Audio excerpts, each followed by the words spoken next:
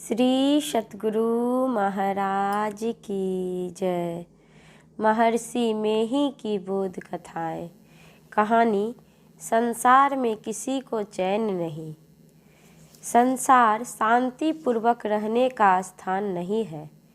बिहार राज्य अंतर्गत पूर्णिया जिले के फारबिसगंज के एक ब्राह्मण थे। उनको बहुत कम जमीन थी। सर्वे के समय उनकी जमीन बटाईदारों ने लिखा ली। बेचारे ब्राह्मण बहुत दुखी हुए।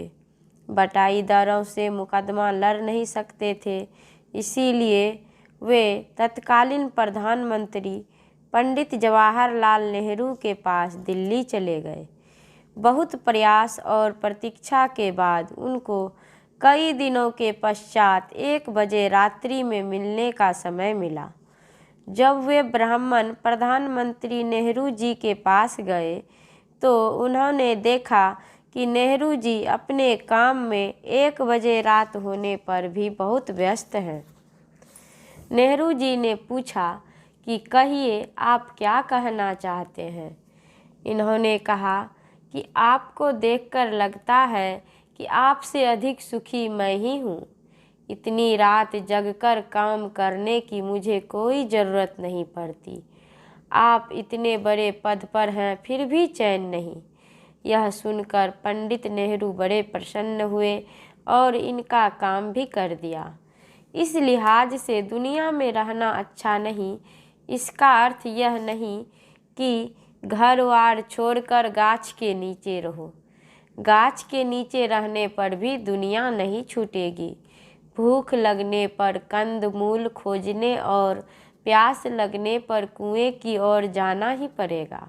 अथवा कंद मूल जंगल में नहीं मिले तो भोजन के लिए गांव की ओर जाना ही पड़ेगा। उंगली दिखाने का काम श्री राम से भी हो गया। बाली ने कहा कि आप तो धर्म के अवतार हैं और आपने मुझे छिपकर क्यों मारा। युधिष्ठिर को दबकर झूठ बोलना पड़ा। अर्जुन ने कहा, भाई साहब, आपको वह दोष लग गया जो श्री राम को लग गया था।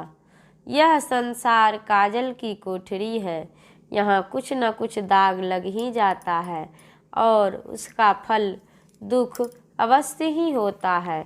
इसीलिए इस संसार से भाग जाना ही अच्छा है। श्री सतगुरु महाराज की जय। यह प्रवचन शांति संदेश पत्रिका में अप्रैल मई अंक सन 1988 ईस्वी में प्रकाशित हुआ था। श्री सतगुरु महाराज की जय।